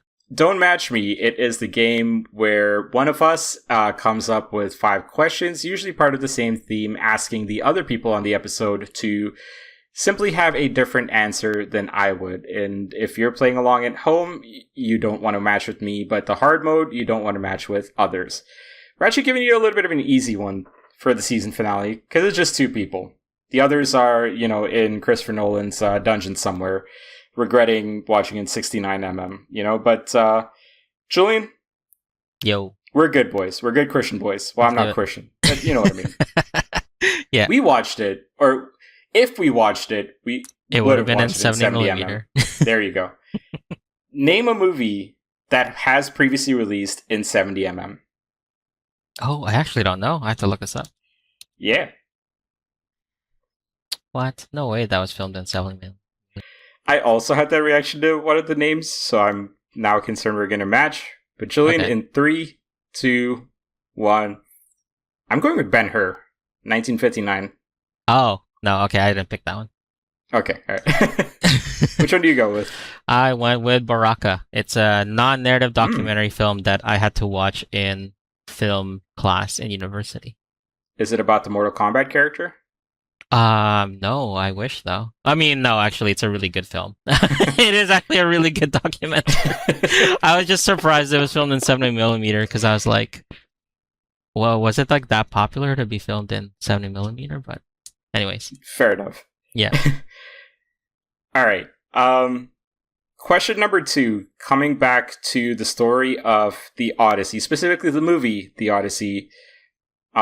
Julian, name one of the characters that appears in the movie. And for anyone playing along, you can probably just go to IMDb and find this list. In 3, 2, 1. I'm going to go with Sinan again. I really do want to give Elliot Page his flowers. I think it was a difficult role to do simply because it was very limited screen time, but also because just from a narrative standpoint, the role that Sinan plays in Hades is what Achilles was in the original books, right? It's just, you're not going to bring Achilles back for one scene. And so, of course, you're going to use another character. I think Elliot Page did a really good job as kind of playing an undead zombie-ish character. So, yeah. Yes. Yeah. Who are you going with? I went with Eurolocus. Odysseus is second in command. Oh, yeah. That is played by Himesh Patel. Yeah. Yes. Yeah. Very underrated actor. I'd say he's in a lot of movies, but not central characters. But I feel like he's recognizable. I think he was in other Christopher Nolan movies as well. I cannot remember which one, but definitely has been in quite a few things. Yeah. We said we're doing this on the fly, Julian. You went with Himesh Patel. Let's go with the next question. Outside of the Odyssey, name a movie or TV show that Himesh Patel has been in. Oh, okay. If you're following along on IMDb, you can just click his name and it'll take you there. Sounds good. In 3, 2, 1. I'm going to go with the one called Bubble and Squeak from last year, because he plays a character named Declan. Oh, okay. I don't know. Bubble and Squeak sounds interesting. I don't know what it is. What'd you go with, Julian? I chose Tenet, because he was apparently in Tenet. Another Christopher Nolan movie. Yeah. That's the other Nolan movie. Yeah, I guess that was it. Yeah. I feel I'm going through his IMDb list, and I'm I swear I've seen him in other stuff, but I'm not seeing any of those names come up here, so I'm where did I see him? Yeah. I think he does TV. Oh, okay, you know what? He was in Yesterday, that movie where he wakes up in a world where the Beatles don't exist or something. Oh, okay. Yeah, that's where I recognize him from. I'm not sure. He's also but he's in Don't Look Up as well. Okay, all right. All right, 3 questions down. We got to wing 2 more questions here. Julian? Yo. Name a Greek god. Oh, yeah, sure. In 3, 2, 1. I'm gonna go with Ares. Ah, God of War. God of War. I am excited for Lofe. That seems like a decent game. I don't know if I'll buy it though. Too expensive. I can't because I don't have a PS5. Fantastic, right? Too expensive for us. Yes. Remember when especially- games were $69? Yeah. I'm on a roll today. Which one do you go with? Which Greek god do you go with? I just went with Zeus. The namesake of, I guess, our theme of today. Almighty. Yeah. All right. Speaking of the other theme of the episode today, Christopher Nolan, let's just pick a Christopher Nolan movie as the last question of this week's and this season's Don't Match Me. Sounds good. In 3, 2, 1. I'm going to go with The Dark Knight, another movie where we basically, like with Oppenheimer and with the Odyssey, realize that, hero worship can have some very unwanted consequences. Mm. It is interesting how many themes are like just identical in so many of his movies. I Yeah, kind of realized the guys we were talking about here. I think he kind of has this idea of like, I don't know, it's interesting, but I've never seen a director that's kind of consistently been like, here's a message I want to say. I'm just gonna make a bunch of movies around this idea. And it takes a lot of skill to do it in so many different ways too. 100%. Like again, like I said in the beginning, and I'm saying it again, like that's not meant to be reductive. Oh yeah. Yeah, it's if nothing, it's actually the opposite. It's meant to be a compliment. Is that like he you can kind of has been so consistent in his messaging, and yet like every single time you watch a movie about that message, it feels fresh. Yeah. But you didn't answer. What movie you got? Oh, I went with The Prestige. I really like The Prestige. Ooh, yes. Yeah. I actually got to watch that one as well. I think like my next trio of Nolan movies I'm going to give a shot at are Memento, because it's been forever, Tenet, because is it really as bad as I think it is, and Prestige, because I can't remember shit about The Prestige. The Prestige is so good. I got to watch Especially, have you seen it before or no? I don't think I have actually, now that you mention it. Okay. Because that also is very much like... Okay. Yeah. Maybe I'll watch that tonight. Yeah, do it. I do have a long weekend coming up. Oh, nice. Yeah. And well, I don't actually know if we ever take a break between like, season finale and season start. I think we just we've been doing it as like, we ended 69 episodes. But yeah, this has been the season for the Mistake Zone. This is where like, one of the songs that plays from like the graduation ceremonies, like, the time of our lives or whatever plays, and then like a supercut happens. But Matt's not here to edit that. He, once again, Nolan Dungeon. Hopefully he escapes soon. But Julian, thanks for being on this episode, man. Yeah, this was thanks for chatting. It was a really fun chat. No, 100%. I think that there's a lot of thoughts I had. It's nice to kind of sit down and be able to kind of voice and formulate it. Yeah. And to just answer one question that came up from a listener, aka your partner, hope you're talking about how you'll never watch the Odyssey again because of the dogs. Oh, yes. Sorry, pal. I'll be watching it again. Although, feel bad for the dogs. Yeah. That dog, man, that's the best boy. I watched that dog, and then all of a sudden it was like, I watched the Air Bud trailer for Jan 22nd, and man, too many tears in my eyes for dogs. Anyways, usually I give it to Matt to take it away.